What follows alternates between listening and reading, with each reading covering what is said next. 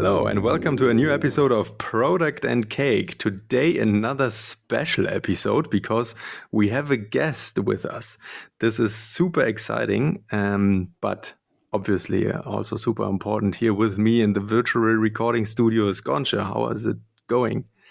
Hello, Paul. I'm good. How are you doing? And hello and welcome to Luki, our special guest for today. How you doing, Luki?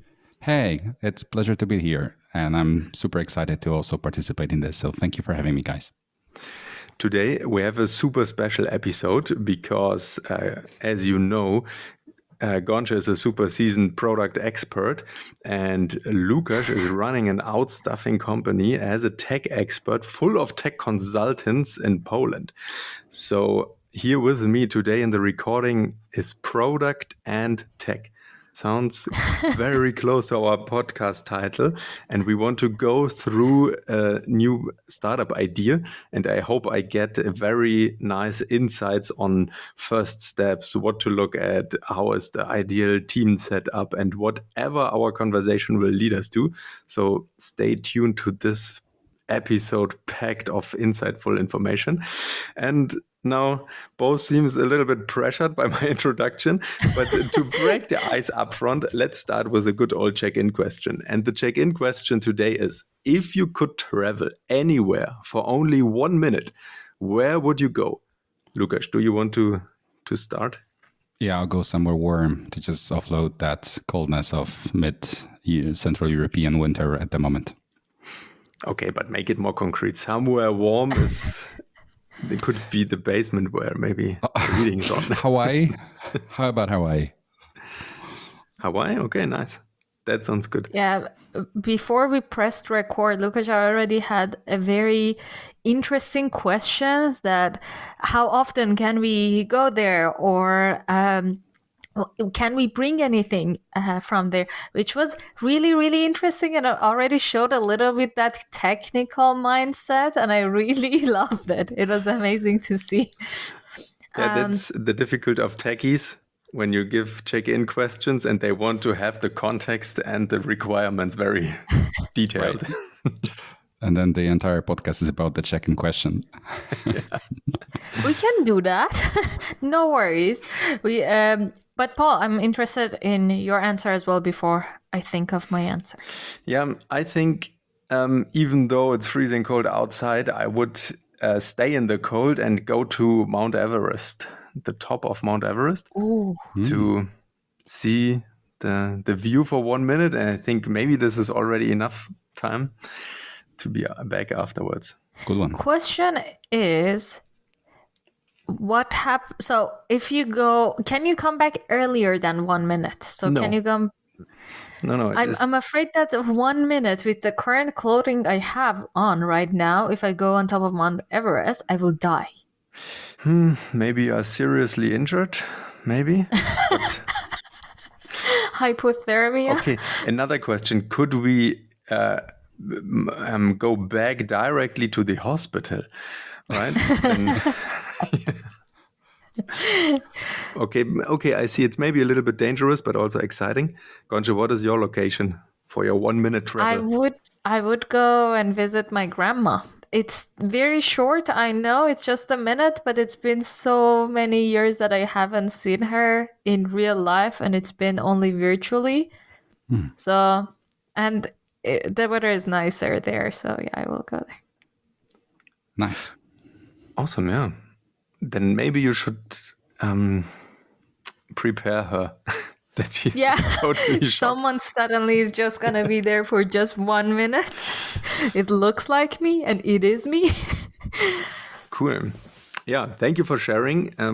Super nice check-in question, and that always opens the room and lowers the pressure, I hope, because we want to dive into the topic. But before that, Lukasz, maybe you can introduce yourself and how did it came that you are now leading a company full of tech experts that pulls you most likely in plenty of projects at the same time?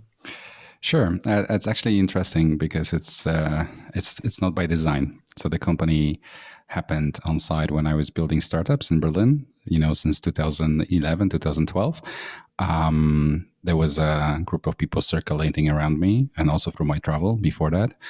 And we really, really liked working together. We established at some point that values of that group are what is really dear to us: the transparency, commitment, and ownership, and a bunch of others that were added later: curiosity, initiative, and fellowship.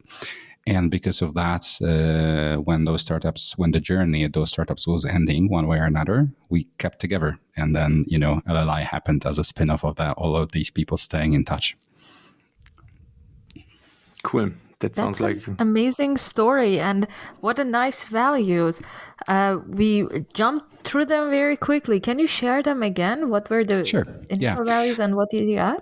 Absolutely. We actually structured them in a pyramid. So we have a base, which is the most important, fundamental values. And those are transparency with one another, commitment that we say that we do, and, we own what we do.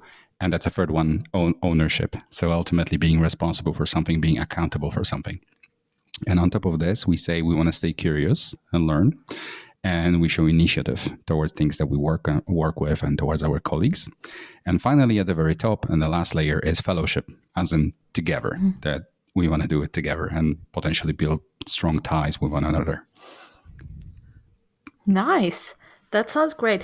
Just a question. I always ask people when one of their values in the company is transparency. And please feel free to tell me that if you don't want to answer it. But also, does it mean that you are transparent with the salaries? We are not transparent with salaries. Transparency to me means being radically candid, as pretty much as in the book as well, with one another and informing one another. But it starts with such a simple thing like, I have a task force which sets a context on Slack, for example, for a given product or project or, office situation.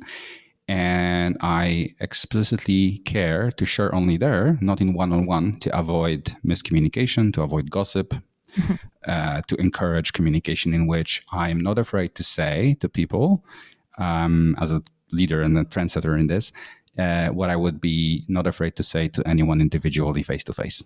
That's the idea. Okay, yeah. Got it. Thank you. If you head over to llinformatics.com, then you can also find this pyramid and all the other nice things about Lukasz and his company. But today I want to use this awesome situation with both of you to give me some feedback. So imagine, for what reason ever, I had the best idea of my life and I have a super awesome startup idea and I want to make it to become a reality. So what is your first questions if someone of your friends steps by and say, hey, I have a super nice idea for a company and you are working in this tech industry somehow, I thought so. So what should I do next? What should I do first? Maybe this is the step to begin. Lukasz, do you want to start? I can start. My first idea is to have a bit of a ping pong with that person to see how set in reality, in objective reality, that idea is, just to cut off hype and understand what are actual possibilities, or are we just building, I call it, and I frequently call it that way, Facebook for dogs, only green,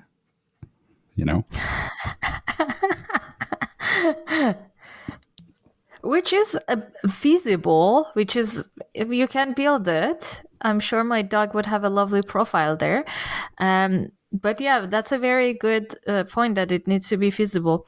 And interestingly, I think that is one difference between one complementary difference between product and tech here, because I was thinking to go a little bit more into the why this person wants to start this. Where do they want to take it? So a little bit more abstract, a little bit more feeling, and a little bit more emotions involved, not necessarily make it tangible. We will figure out how to make it tangible later. So very good. My first question is always, what is your idea? And I met already several people that are answering me, oh, I can't tell you because the idea is so great and you would definitely steal it from me. And I think this is not the way how you start a startup, right? Especially if you meet people that are somehow in the startup world for whatever reason, share the ideas. Most of them have more than enough to do for a lifetime or two. And they will not jump immediately on your idea because in general, the idea is never new, right? It is about finding experts and tackling the idea and make it a reality. The idea is maybe 20% and 80% is doing it. So my idea is, you may know that the world is full of bad news, right? I mean, everywhere, every time, it's so overwhelming. And there are some newspapers that try to push the good news. It seems to not work. They don't have good click rates. But what I want to do is a good news radio, because you have plenty of off-screen time where you just want to listen to something. So why not have a radio station that is explicitly focusing on good podcast episodes, on good news, on good examples, nice books, inspiring music, inspiring stories, combining all the great sources out there to give me a constant stream of something inspirational and motivating to don't lose belief in humanity. Wow, you come prepared. So, what should I do now? Can we build it? Are you in? I'm in. Whatever you're doing, man. This is not working for this episode. Easy. Give me contra. Okay, so for that, I would start asking, are you set on the format, and why are you set on the format? So you said radio. Yeah, radio or audio content, because I think everyone is tired of reading. We're sitting in front of the computer screen all the time, and it's too much. We need to have a walk outside. We need to drive our cars, travel in the train, whatever. All right, so you want some format that is without an interface. It does not necessarily need to be a radio, right? Yeah, it's most likely an app that plays audio files. Okay. What I do in moments like this is I correlate towards an existing market and try to find out if there is something which is already solving this problem and challenge the idea from that perspective. So for me, in what I've heard in my brain, YouTube is solving this because it's my call what channels I listen to, and I carefully picked the ones which are, let's say, more creative and positive than normal news. And, it's just in my pocket. And when I'm on a go, all of this content gets downloaded and I can just listen to it. I don't watch it. I listen to it on the go. How is that different? Yeah, that's a good point. One big difference is obviously that you don't want to provide all your personal data to a global marketing company. Fair. And maybe you also could doubt that the YouTube algorithm is always wanting our best. So I think it should. Oh, and one more super important thing is I'm constantly overwhelmed by all the possibilities of YouTube, right? The algorithm tries to pull me into strange worlds. And if I start trying to find myself these kind of content, it's much too much. I don't have the resources anymore to find these channels. So please, Lukasz, share. I'm just tempted to ask, I'm sorry for interjecting, Nansha, but how would you solve this problem? Exactly. Why would you consider it a problem? Because people tend to navigate, or frequently they don't know what they want, and they just follow what YouTube tries on them, right? Yeah, I have a super awesome crew with me. 2 of them are in this podcast already. Okay. And we would have something like a shared messenger group where we just throw in the inspirational stuff, and then it's auto-generating this audio feed. And in the app itself, I just have a huge play button. And I press it, and it starts. No need anymore to take any decisions. All right. So I'm going to take the perspective of the user in this step and ask you a little bit of who do you think is the user now? And that specific user, how that specific user is solving their need of positive news. Maybe there is another news agency that they're following, or maybe there's another podcast they're following. So I'm asking a little bit here about the user research that has been done, the market research that has been done, or no, there is nothing has been done. And it just opens a question mark for you. Yeah. Definitely now spontaneous user research is we have a group of people that are listening addicted to TED Talks, right? They fulfill kind of that already. And then there's a newspaper called Perspective. They try to push these positive news. And yeah, and there are plenty of podcasts, I would say. Sam Harris, for example, or Huberman Labs.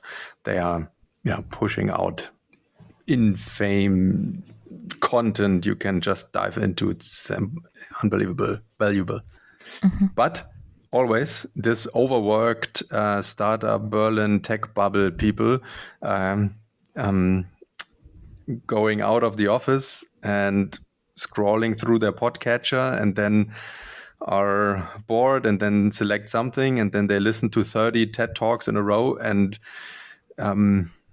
that is also not sustainable, and this is not fulfilling because it's too much. It's not curated. It's not balanced between maybe music and stories and fictional stuff and real stuff and actionable input, but maybe also holidays for the brain in between. I love the idea. I mean, let's go. Totally.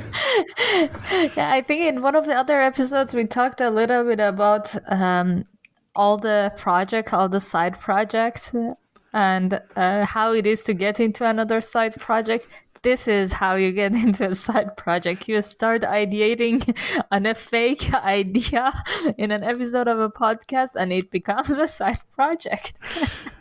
Yeah. Okay. Then let us put together what would I need. I mean, you mentioned Gonsha already the user research. How intense would you do it?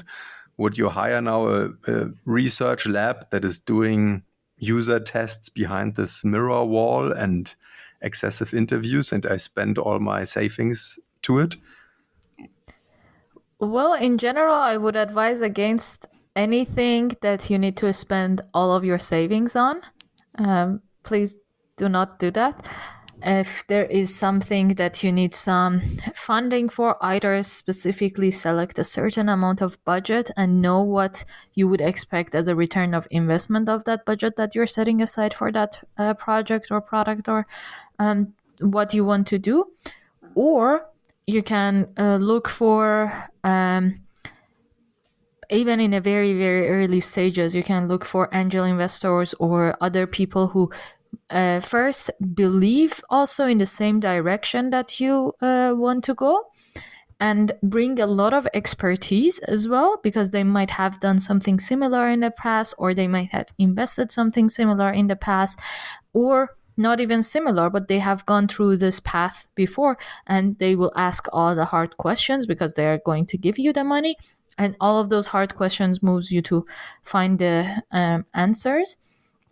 And the third thing that they bring to the table usually is their connection. So they might say, oh, actually, I know someone from TEDx Talks. Maybe you can have a chat with this person and ask a little bit about their audience. What kind of audience usually listens to TEDx Talks? And this can be your sort of user research. Instead of going directly to a firm or to a consultancy that creates that user research for you, you can find people. You can find your users, as I ask you, like, where does your user right now go to? Where do they find that positive content right now? You named a few things. Go to those sources and see what people have in common. What needs do they have in common there that they gather there? So I think you can do it without a extensive investment. Cool. Great. Okay, let's imagine I found the one person that listened to this podcast and said, okay, nice, let's do it. I have a small budget, maybe part of my savings, a little bit money from the business angel, a few friends and family who agreed to spend some time and expertise into it. And Lukasz, now we are meeting and I say, hey, I pitched you the idea already. It can't be so complicated to give me an app with a big play button, right? I mean, look, I drafted it already in Miro here. So how do we make it reality? What is, from your point of view, the next logical technical step here? So for me, it's about people first. So I agree with everything that Concha said, but I also would seek maybe a co-founder or someone to ping pong ideas on your team to join you early on, because that's a quick verification if there is a second, third person maybe who believe in this. I don't believe that at this point we're ready to have a technical discussion. I mean, sure, we could evaluate and present some roadmap, but the reality is, or what I prefer to do really, is that you could, still staying in the product domain, create clickable mockups, for example, using Figma, and further down test these with your user base, and even more pitch even further towards angel investors for bigger round. Depending on where in the timeline we do that, it could even be a matter of accumulating small 5 digits or accumulating high 6 digits in your seed round, for example, for your idea, right, from angels and friends and family. So and more importantly, it helps you to redefine precisely what you want and how it's gonna not even look like visually, but how the flow between different screens and different steps will be like. And this has a tremendous value for a tech person to break down and to, understand, okay, there is a mobile component. All right, we'll need some sort of backend with API and maybe library of these things that we're going to stream, or maybe we integrate with third parties to stream. But I don't think it's very easy to ask these questions till I have a bit of an overview of how we imagine this application. So a single, napkin-made drawing of a play button wouldn't suffice to me. I would come back with more of these questions. Yeah. Okay, cool. Then let us imagine I have now the first clickable prototypes. You see the flow. You are very surprised because it's really not much more than this play thing. And then it has a nice animation that is somehow AI generated, obviously, and looks cool and gives you a nice feeling of, okay, we take care of you, just relax, take your bike and just go on a nightly ride. And I also got now the question from the first potential seed investors, and they constantly ask me, okay, how much money do you need? What kind of team do you need? And what is your answer to that, Lukasz? Would it be, what do I need to kick this off? 20 engineers? Or no, I'm a big fan of starting small. Yeah, sorry. In the middle, I need to add a little bit of a disclaimer for the listeners that we are jumping through a lot of hoops and steps right now to make it a little bit more. This is not the realistic timeline necessarily. That right after that we jump into the angel investor and So we are exaggerating the timeline. So probably before this step, Paul should maybe try an MVP, maybe even create a free YouTube channel that constantly has the live streams and gets at least 1,000 listeners that are constantly in this live, and then approaches the technical guidance. So please have this in mind, that this is not necessarily the realistic timeline for doing things. Very good point. Yeah, thank you for mentioning it. Okay, but if I got you correctly, then you are saying I need to prove the traction to the idea first. And most likely this is also something the investors would like to see first. Exactly. You need to prove that there is a need and you are capable of fulfilling that need. Even if it is not necessarily a need, you were capable of finding a new answer or an answer to something that people didn't even know that they needed. But when they saw the solution, they were like, wow, this is super cool. So when you have validated your assumption, then you know that, yes, this is what I need to build. Then you have agreed with the investors, and then the investor asks you, okay, how much money do you need? How big of a tech team do you need to build this? And then this is the time that we approach Lukasz. Okay, then sorry, Lukasz, we need to postpone your answer. One more question. And so, Gonche, I see the point, right? But my key thing was that I think YouTube is not suitable for my use case. So when I have a super successful YouTube channel that provides maybe 8 hours long listening streaming shows, then I would have invested a lot of time and money into YouTube marketing, right? And one could say, hey, just continue with that. Obviously, it works. But my vision is to step aside of the big data hole and the big, overwhelming room website full of possibilities. Yeah, I completely agree. So this was just an example of your highest riskiest assumptions, that your assumption was like, oh, maybe not this many users are going to listen. Then with YouTube, you can validate that. But maybe this is not necessarily your concern. Your concern is that how can I validate the news that I'm going to share? Do I have a team that verifies this news, that not to share any fake good news? So maybe that's your highest riskiest assumptions. But important thing before approaching the tech implementation is that you have clarified the answers to these riskiest assumptions. And how could I set numbers to it, right? So would a YouTube channel, to stick with that example, with 500 users show traction or 50,000 users? How can I put numbers into my assumptions? Depends what you want to achieve at the end and what your addressable market size is in general. So yes, if you say that I just want this product to be for kids who are in Berlin, who are between 15 and 19 years old and are like da da da. So this is quite a small sample. For that, even if you have 20 active listeners, that is a perfect sample size. Yep, I see.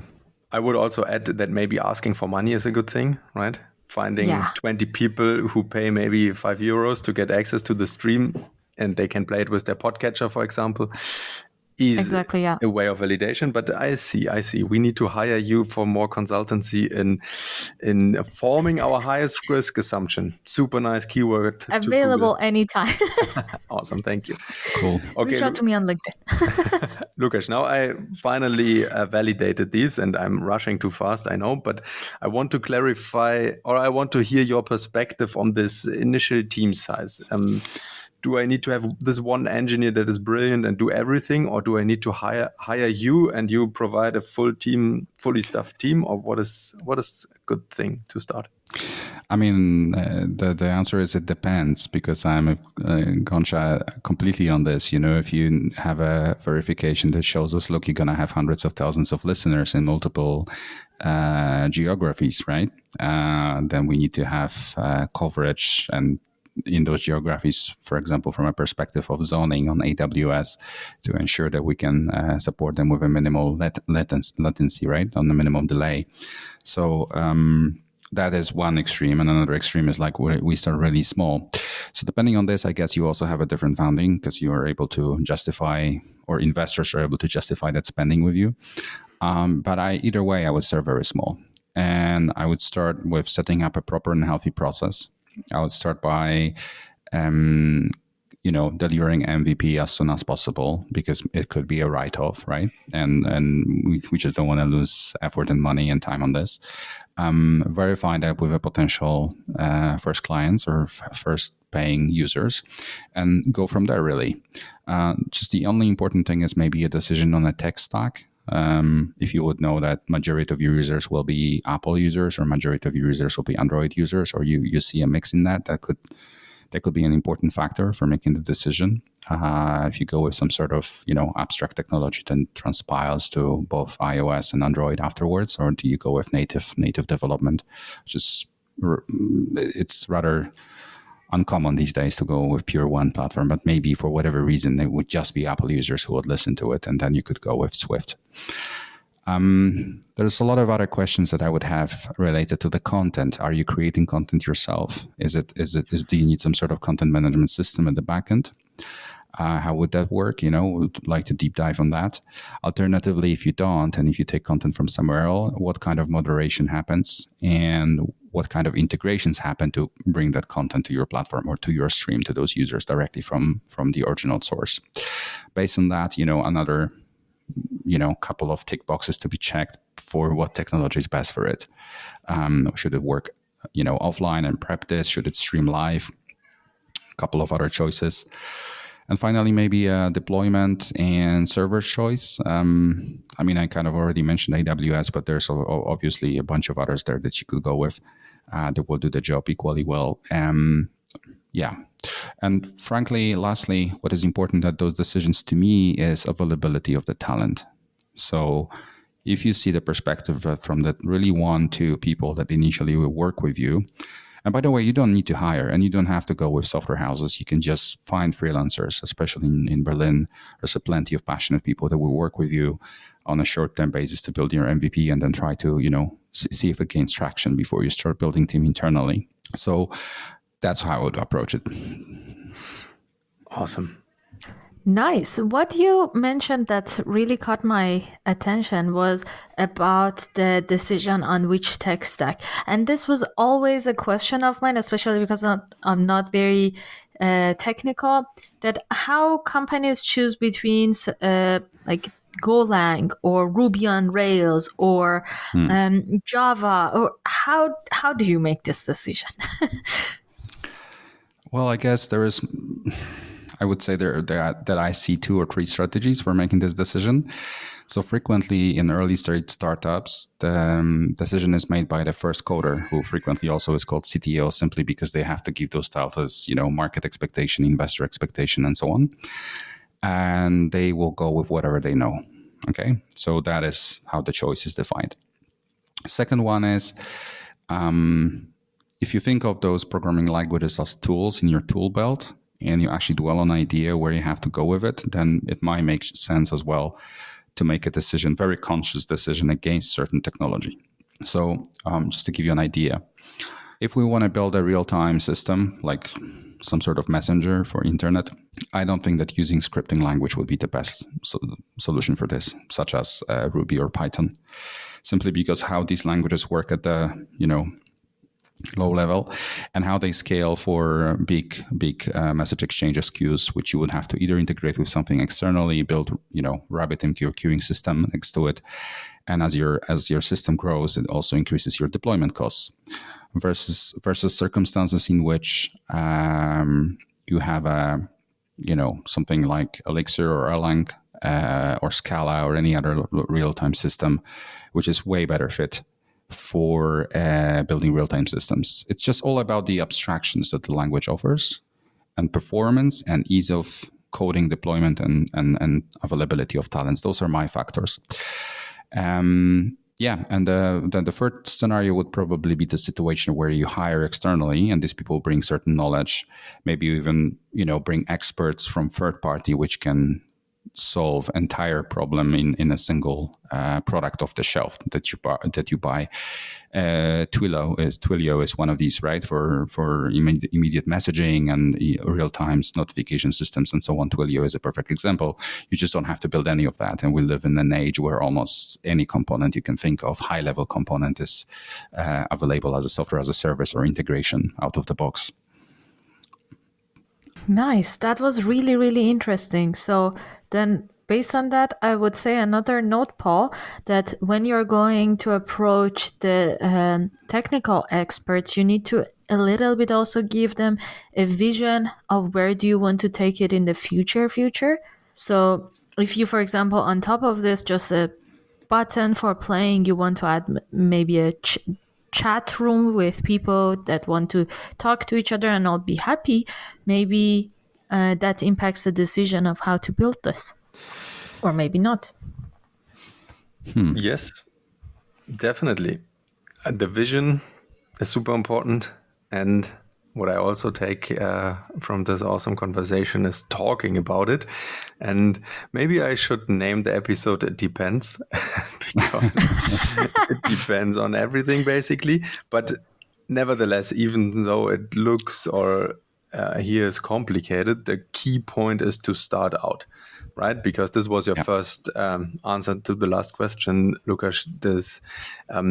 It is also a good idea to start with what you know already, or you know someone who can do it, and then you have the prototype, and don't be too long in the super hard problems, because I think you can fall in a rabbit hole for basically every topic everywhere. And your goal as founder is to jump around and dive as deep as necessary, and then come up again and go into the next one. Yes, I agree. For me, it's just to understand the consequences, right? Because the decision towards something means that it's taken, that you're not going to be able to do something else. So like what just has been said, that if you want to add a chat later, sure, it can be done. But maybe for this, you will have to build parallel infrastructure just for this, just for that microservice, just for that one feature to have it in your application, right? And I'm not saying sit down and predict every possible outcome. That's also impossible, and it's also not feasible.